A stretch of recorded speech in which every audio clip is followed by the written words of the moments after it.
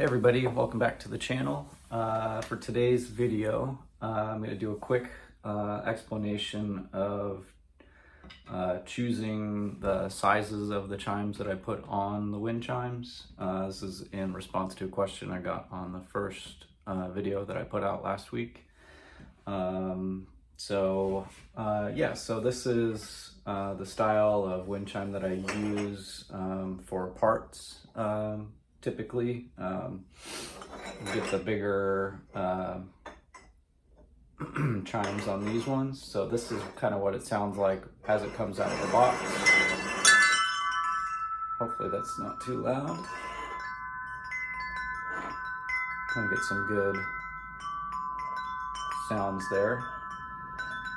And what I do is, so I'll pick every other size for the wind chime, which kind of keeps the same general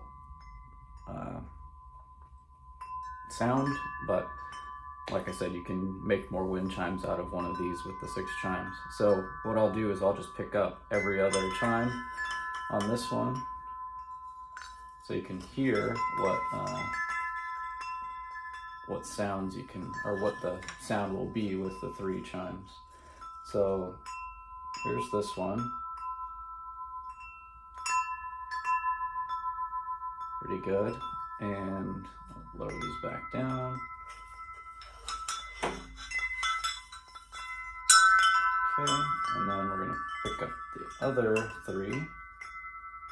And this one should be a little bit higher pitch.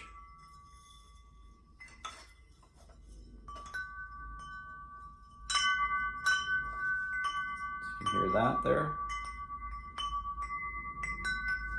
So both of those sound pretty good. I personally prefer the lower pitched, but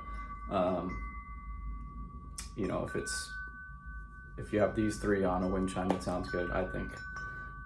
Yeah, so you can get into what parts I use and what parts I don't use, and actually take this one apart for the video. So pretty simple. Just get your scissors and you're just going to basically cut every string that you see on here without cutting your fingers. Cut those off. I like to keep the little beads. Hooks for sure. Those are very useful. Let's cut off the wind catcher. I like to keep the hammer part here. Wind catcher itself, I don't really like to use these. I think, like I said in my previous video, one of my signatures is using the little geode. Let me grab one. Use these little geode, pre-drilled geode. I think they're meant for like jewelry, but they work perfectly fine for this application. So yeah, the rest of this, I also don't like to use these little like push pin thing. So let's get rid of those. And cut off chimes. When they make these, they put, it's not a continuous string, so you have to basically cut once for every chime. This part, it's not really useful for what I'm doing, so that's gonna go in the trash as well. Yeah, so here we have our 6 chimes. Kind of put them in order of size. Let's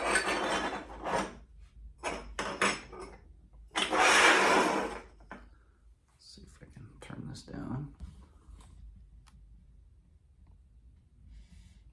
Okay, so you can see there we've got 6 different size chimes, and just to give you an idea of how long these ones are, it's 13, 12, 11,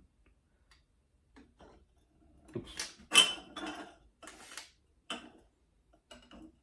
13, 12 and a quarter, about 11 and a half, 10 and a half,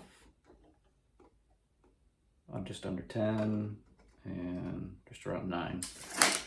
So pretty good range of sizes. And yeah, so if I'm making 2 wind chimes out of these black chimes, basically just pick every other size. And you can see I've got 2 sets, basically a good variation of sizes. And that's not a hard and fast rule. Pick this back up. You can choose whatever sizes you want. You can mix and match. A lot of my wind chimes have only 2 chimes on them because they're more of like a flat. I'm gonna give you a preview of my next video, but so this would not work for putting 3 chimes on it. There's not enough surface area to make a round circle of chimes. So this will only have 2, and yeah, so play with that. You can play with the different combinations of chimes. There's no rules. It's just basically it's art. So you do what you think works and what you like to hear. Yeah, so I think that'll just about wrap up this video. Short, so thank you for clicking on this. Let me know if you have any other questions or any specific questions about the chimes and how I choose them, and even what kits that I get, and different parts on that. So alrighty, well, we'll see you in the next one. Thank you.